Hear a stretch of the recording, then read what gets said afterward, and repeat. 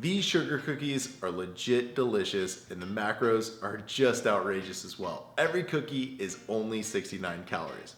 Now you might have noticed I'm not wearing my Diet Chef shirt today, I'm wearing a much cooler shirt, and that's because my good friend Simon over at the Diet Kitchen recently launched an apparel line, Secret Fitness. This is one of his shirts. Anyways, if you follow me on the Snapchat, you might have seen me unbox the shirt about 5 days ago, and I've worn the shirt 3 out of the past 5 days. So it's quickly becoming one of my favorite shirts. I think it's because it's tight, but it's not too tight in that douchey way, just tight enough to show off the gains. Anyways, if you want to check out his entire apparel line, I'll put a link to his website in the video description below. He's also giving me a 15% off coupon code for you guys for the entire store. Now let's get into this recipe and get cooking. We're gonna get our wet ingredients together first. So let's take out a small bowl and add in 1 whole egg, followed by a teaspoon of vanilla extract and half a teaspoon of butter extract. Now we're gonna mix those ingredients together until well combined and set them aside.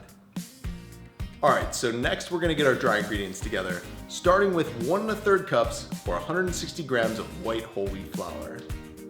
We're also going to add about 1/8 of a cup or 30 grams of sugar substitute, as well as 3/4 of a teaspoon cornstarch, 1/4 of a teaspoon baking powder, and 1/4 of a teaspoon salt.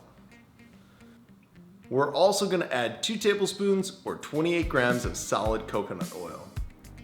Now let's combine everything until our coconut oil is well incorporated with the other ingredients. When that's all set, we're going to bring back our wet ingredients and add them to our dry ingredients.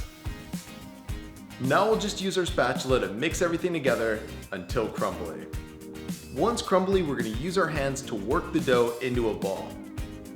If you're having trouble forming your dough into a ball, it's a little bit too dry, just add a tablespoon at a time of almond milk until it takes shape. That's looking perfect, so now we can move on to rolling out our dough. You're going to want to start by layering your countertop with a piece of plastic wrap, add your dough, and then cover it with another piece of plastic wrap. The reason we're doing this is because the plastic wrap is going to make it much easier for us to roll out our dough. We're aiming to make the dough about 1/4 inch thick, and it'll most likely take you a few minutes of rolling to get it there. Once the dough is the appropriate size, we can take out our cookie cutter and cut out some cookies. And of course, be sure to roll out any of your leftover dough to make even more cookies. Alright, so now we're going to cover a baking sheet with parchment paper, add our cookies to the sheet, and bake at 350 degrees or 177 Celsius for about 10 minutes.